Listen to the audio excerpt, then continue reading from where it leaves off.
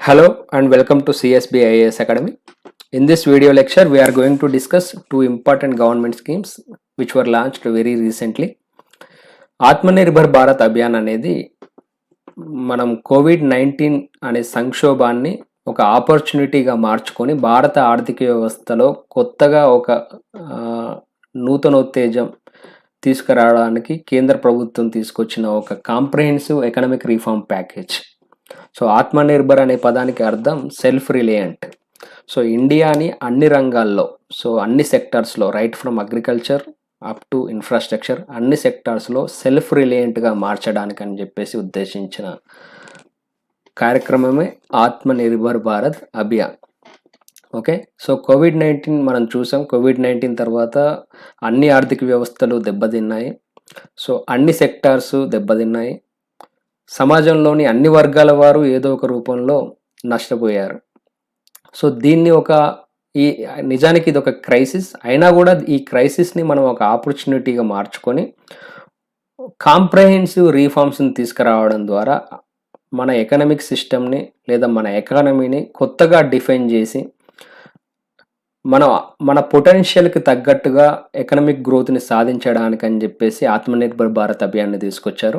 So ఈ ఆత్మనిర్భర్ భారత్ని మార్చడానికి అని చెప్పేసి ముఖ్యంగా 5 అంశాల మీద మనం ఫోకస్ చేయాల్సి ఉంటుందని చెప్పేసి చెప్పారు. సో దాన్ని 5 పిల్లర్స్ ఆఫ్ ఆత్మనిర్భర్ భారత్ అభియాన్ అన్నారు మోడీ గారు. సో ముందుగా ఎకానమీ. సో మన ఎకానమీ ఇప్పటివరకు ఇంక్రిమెంటల్ రీఫార్మ్స్ చూసింది, అంటే క్రమక్రమంగా తీసుకొచ్చాం రీఫార్మ్స్ని, కానీ ఒకేసారి పెద్ద పెద్ద రీఫార్మ్స్, అవసరమైన రీఫార్మ్స్ని మనం తీసుకురాలేకపోయాం. So now it is time to bring quantum reforms. So పెద్ద ఎత్తున రీఫార్మ్స్ తీసుకురావాల్సిన అవసరం ఉంది. రెండోది, మన ఇన్ఫ్రాస్ట్రక్చర్ కూడా చాలా వీక్ ఇన్ఫ్రాస్ట్రక్చర్. సో దాన్ని వరల్డ్ క్లాస్ ఇన్ఫ్రాస్ట్రక్చర్గా మార్చాల్సిన అవసరం ఉంది. సో ఒకవేళ మన ఇన్ఫ్రాస్ట్రక్చర్ని కనుక సరిగ్గా చేయగలిగితే ఆ తర్వాత మనం ఎకనామిక్ గ్రోత్ అనేది ఆటోమేటిక్గా ఆశించగలుగుతాం. ఆ తర్వాత సిస్టమ్.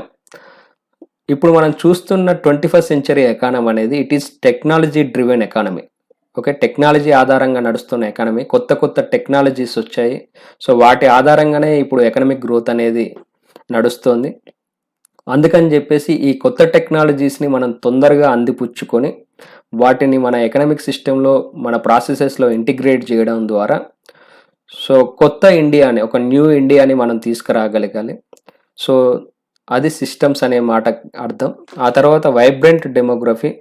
మనకు తెలుసు, ఇప్పుడు మనం ప్రస్తుతం డెమోగ్రఫిక్ డివిడెండ్ ఫేజ్లో ఉన్నాం. ఇంకో 35 ఏళ్ల పాటు భారత్ ఇదే ఫేజ్లో ఉండబోతోంది.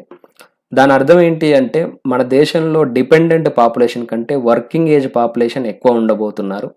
సో డిపెండెంట్ పాపులేషన్ అంటే 15 సంవత్సరాలకు లోబడి 64 సంవత్సరాలకు పైబడి వయసున్న వాళ్ళు డిపెండెంట్ పాపులేషన్. వాళ్ళతో పోలిస్తే వర్కింగ్ ఏజ్ పాపులేషన్ అంటే 15 నుంచి 64 సంవత్సరాల మధ్య ఉన్న వాళ్ళు ఎక్కువ ఉండబోతున్నారు. సో ఈ వర్కింగ్ ఏజ్ పాపులేషన్కి అవసరమైన స్కిల్స్, ఎడ్యుకేషన్ మనం అందించగలిగి, ఎంప్లాయ్మెంట్ ప్రొవైడ్ చేయగలిగి, ఒక కండ్యూసివ్ ఎన్విరాన్మెంట్ కనుక మనం కల్పించగలిగినట్లయితే సరైన వృద్ధిని మనం ఎక్స్పెక్ట్ చేయగలుగుతాం. ఇంకొకటి డిమాండ్. సో మన దేశ జనాభా 130+ crores, 130 కోట్ల పైబడిన జనాభా మనది. ప్రపంచంలో 2వ అతిపెద్ద మార్కెట్ మనది. సో నిజానికి మన జనాభాకి అవసరమైన వస్తు సేవల్ని మనమే ప్రొడ్యూస్ చేసుకోగలిగితే, ఆ కెపాసిటీని కనుక మనం సంపాదించుకోగలిగితే మనం వేరే ఏ దేశాల మీద ఆధారపడాల్సిన అవసరం ఉండదు. సో మనం అన్ని రంగాల్లో సెల్ఫ్ రిలయన్స్ సాధించిన వాళ్ళం అవుతాం అన్నట్టు. ఓకే, సో ఈ 5 అంశాలని మనం ఫోకస్ చేసి ఆత్మనిర్భర్ భారత్ అభియాన్ని సాధించాలి అనేది ప్రధాని గారి అభిమతం. సో అందుకోసం అని చెప్పేసి అన్ని రంగాల్లో రీఫార్మ్స్ని అనౌన్స్ చేశారు. కొన్నింట్లో ఆల్రెడీ రీఫార్మ్స్ని ఇంప్లిమెంట్ చేయడం ప్రారంభించారు. ముఖ్యంగా ల్యాండ్, లేబర్ అండ్ లిక్విడిటీకి సంబంధించిన రీఫార్మ్స్.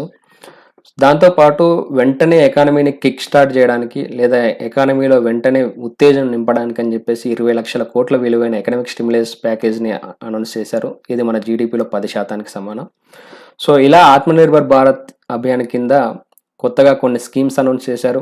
కొన్ని లెజిస్లేటివ్ రీఫార్మ్స్, పాలసీ రీఫార్మ్స్ని అనౌన్స్ చేశారు.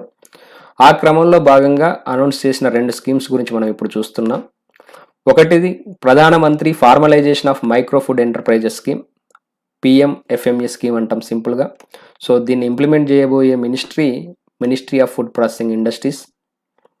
సో ఫుడ్ ప్రాసెసింగ్ అనేది ఎందుకు అవసరం, బేసిక్గా ఫస్ట్ క్వశ్చన్ అది. సో ఫుడ్ ప్రాసెసింగ్కి సంబంధించి మెయిన్స్లో ప్రతి ఏడాది క్వశ్చన్ వస్తుంది, మెయిన్స్ GS3లో. సో ఫుడ్ ప్రాసెసింగ్ అనేది బేసిక్గా 3 థింగ్స్ ఆర్ 3 ఉద్దేశాలతో ఇంపార్టెంట్. ఏంటి అంటే, ఫర్ సపోజ్ టొమాటో మీరు తీసుకున్నారు. టొమాటో అనేది పెరిషబుల్ వెజిటబుల్, దాని షెల్ఫ్ లైఫ్ వచ్చేసి ఒక వారం వరకు ఉంటుంది. సో టొమాటోని అదే స్థితిలో మనం వారం రోజులు మాత్రమే వాడగలుగుతాం. ఆ వారం రోజుల్లో వాడకపోతే ఇట్ విల్ బికమ్ వేస్ట్. అలా కాకుండా ఒక టొమాటోని కనుక మనం ఒక కెచప్ రూపంలోనో, సాస్ రూపంలోనో, పికిల్ రూపంలోకి కన్వర్ట్ చేయగలిగాం అనుకోండి, ఈ కన్వర్షన్నే మనం ప్రాసెసింగ్ అంటాం.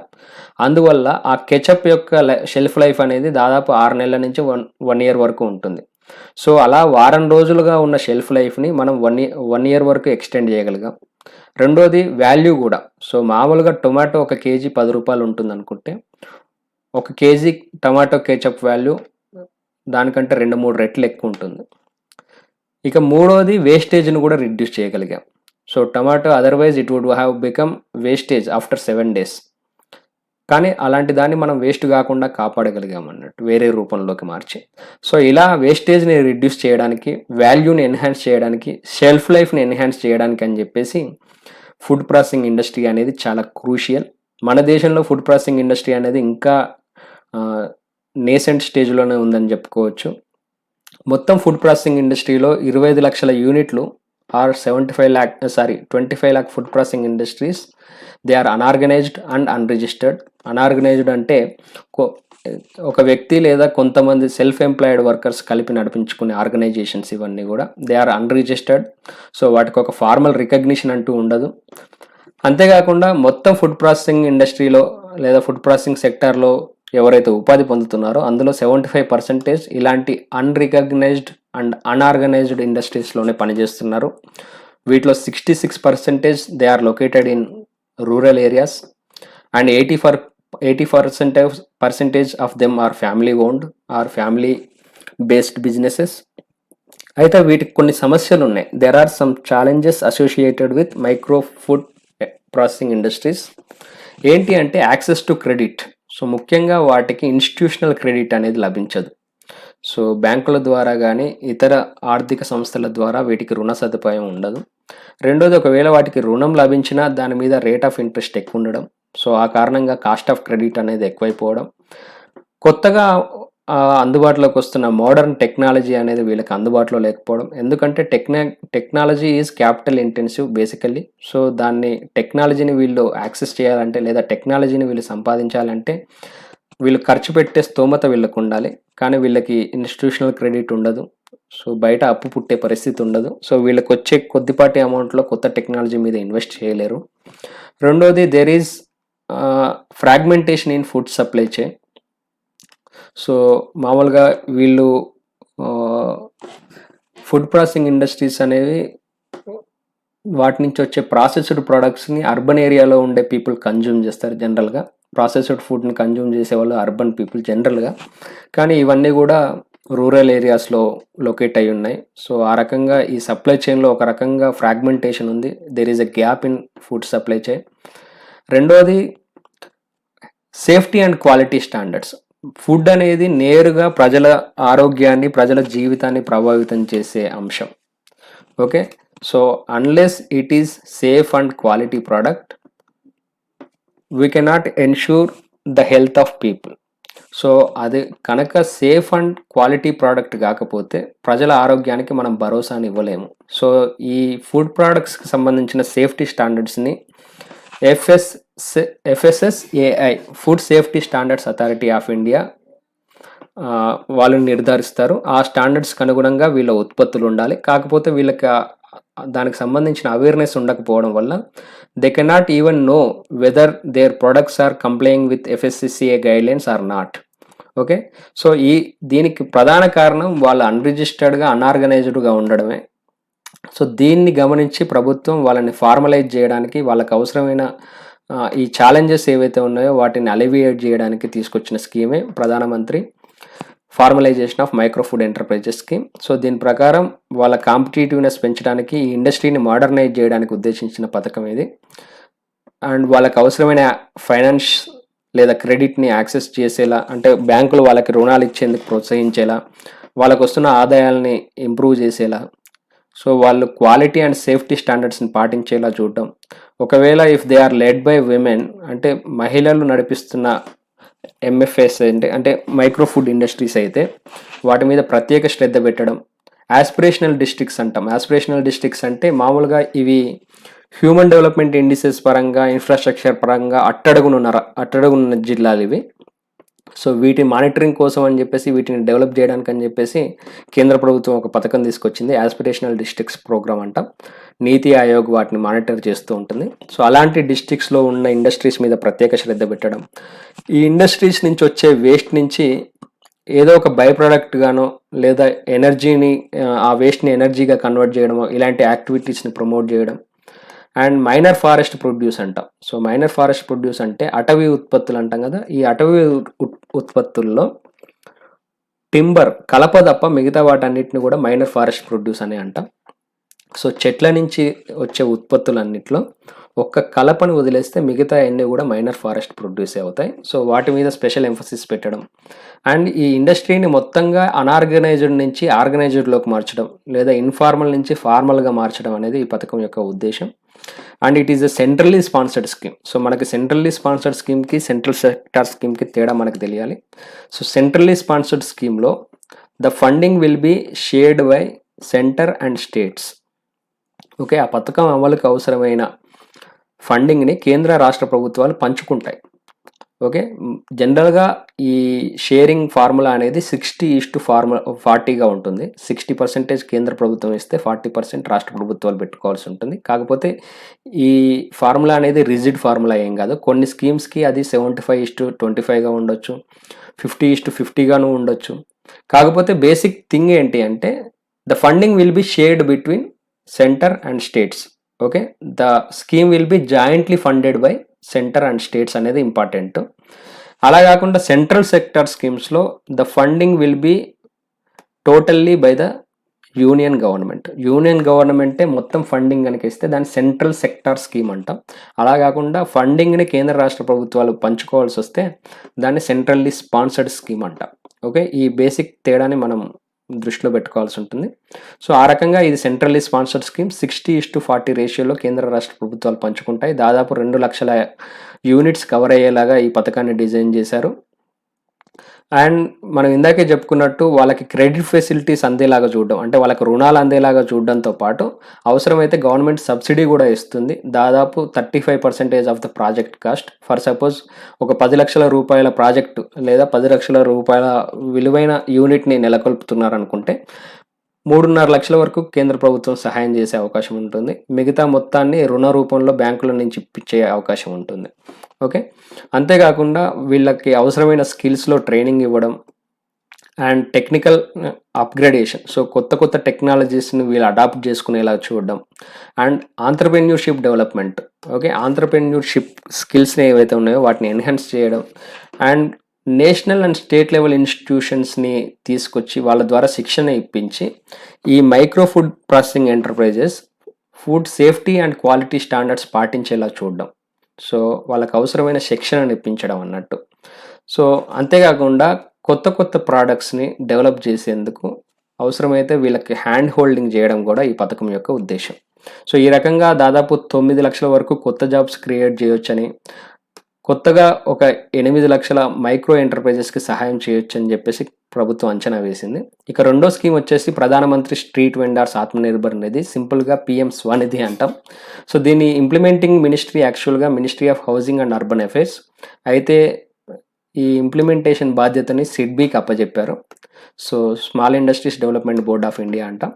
సో పేరులో ఉన్నట్టుగా స్ట్రీట్ వెండర్స్ అండ్ హాకర్స్ ఎవరైతే ఉన్నారో వాళ్ళకి అవసరమైన క్యాపిటల్ని అందజేయడానికి, అది కూడా రుణ రూపంలో, సో లోన్ రూపంలో బ్యాంకుల ద్వారా అందజేయడానికి ఉద్దేశించిన పథకమే ప్రధానమంత్రి Svanidhi. So street vendors and hawkers మనకు తెలుసు, రోడ్ల పక్కన ఉన్న పేవ్మెంట్లు, ఫుట్పాత్ల మీద అక్కడ ఇక్కడ తిరుగుతూ వాళ్ళ వస్తువులను అమ్ముకునే వాళ్ళు స్ట్రీట్ వెండర్స్ అండ్ హాకర్స్. వీళ్ళకి ఒక పర్మనెంట్ బిజినెస్ అడ్రస్ కానీ, పర్మనెంట్ బిల్టప్ స్ట్రక్చర్ కానీ ఉండదు వీళ్ళ బిజినెస్కి.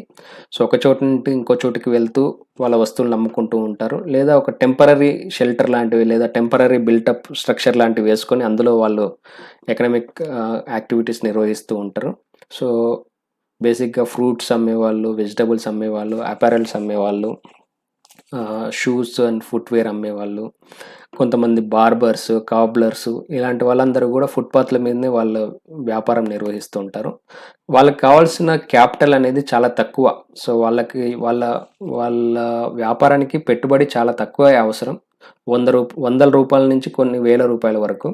అయినా కూడా ఈ వందలు వేలు కూడా వాళ్ళకి లభించడానికి చాలా ఇబ్బంది పడుతూ ఉంటారు. సో అలా వాళ్ళకి అవసరమైన ఆ స్మాల్ క్యాపిటల్ బేస్ని ప్రొవైడ్ చేయడానికి, అది కూడా అఫోర్డబుల్ ఇంట్రెస్ట్ రేట్ దగ్గర ప్రొవైడ్ చేయడానికి ఉద్దేశించిన పథకమే పిఎం స్వనిధి. సో దీని కింద ఇది ఒక central sector scheme. Central sector scheme అంటే దీనికి కావాల్సిన ఫండింగ్ మొత్తం కేంద్ర ప్రభుత్వమే భరిస్తుంది. అండ్ స్ట్రీట్ వెండర్స్కి, హాకర్స్కి అవసరమైన వర్కింగ్ క్యాపిటల్ని అఫోర్డబుల్ ఇంట్రెస్ట్ రేట్ దగ్గర అందజేయడమే ఈ పథకం యొక్క ఉద్దేశం. సో మొదటిసారిగా వాళ్ళకి 10,000 రూపాయల వరకు వర్కింగ్ క్యాపిటల్ ఇస్తారు. ఒకవేళ వాళ్ళు ఇన్ టైంలో కనుక రీపేమెంట్ చేస్తే ఆ ఇంట్రెస్ట్ రేట్ని తిరిగి వాళ్ళకి చెల్లిస్తారు. ఇంట్రెస్ట్ సబ్సిడీ ఉంటుంది వాళ్ళకి, 7% ఇంట్రెస్ట్ సబ్సిడీ. అండ్ వీళ్ళు అమ్మే ఉత్పత్తుల మీద జరిపే చెల్లింపులు ఏవైతే ఉంటాయో, వినియోగదారులు ఏవైతే చెల్లింపులు జరుపుతూ ఉంటారో వాటిని కనుక డిజిటల్ ట్రాన్సాక్షన్స్ రూపంలో వీళ్ళు స్వీకరిస్తే, అంటే యూపీఐ బేస్డ్ యాప్ల ద్వారా కానీ, కార్డ్ బేస్డ్ ట్రాన్సాక్షన్స్ ద్వారా కానీ వాళ్ళు కనుక స్వీకరిస్తే వాళ్ళకి నెల నెల క్యాష్ బ్యాక్ ఇన్సెంటివ్స్ కూడా ఇస్తారు అన్నట్టు. So to promote digital transactions కూడా ఈ పథకంలో ఒకనొక ఆబ్జెక్టివ్. ఓకే, సో వాళ్ళకి వర్కింగ్ క్యాపిటల్ లిమిట్ ఇవ్వడం అప్ టు 10,000 రూపీస్, అది కూడా సబ్సిడైజ్డ్ రేట్ ఆఫ్ ఇంట్రెస్ట్ దగ్గర ఇవ్వడం. అంతేకాకుండా వాళ్ళు రెగ్యులర్ రీపేమెంట్ చేసేలాగా ఇంట్రెస్ట్ సబ్సిడీ ఇవ్వడం వాళ్ళకి. ఓకే, సో మనం అగ్రికల్చర్ లోన్లో ఇంట్రెస్ట్ సబ్వెన్షన్ అనే స్కీమ్ కాన్సెప్ట్ చూసాం కదా, అలాంటిదే దాదాపు. అండ్ ఫస్ట్ టైం వాళ్ళు తీసుకున్న 10,000 కనుక తిరిగి చెల్లిస్తే వాళ్ళకి హయ్యర్ లోన్ ఎలిజిబిలిటీ ఉంటుంది, అంతకు మించిన లోన్ ఇస్తారు. అండ్ ఈ స్కీమ్ని scheduled commercial banks, RRBs, small finance banks, micro finance institutions, NBFCs వీటి ద్వారా అమలు చేస్తున్నారు. సో ఈ రకంగా స్ట్రీట్ వెండర్స్కి, హాకర్స్కి అవసరమైన మైక్రో క్యాపిటల్, అంటే వాళ్ళకి చాలా తక్కువ మొత్తంలో క్యాపిటల్ అవసరం, ఆ క్యాపిటల్ని ప్రొవైడ్ చేయడానికి ఉద్దేశించిన మైక్రో క్రెడిట్ ఫెసిలిటీ ఇది. ఓకే, మైక్రో క్రెడిట్ ఫెసిలిటీ, సూక్ష్మ రుణ సదుపాయం అనండి. Okay, so that's all. Thank you.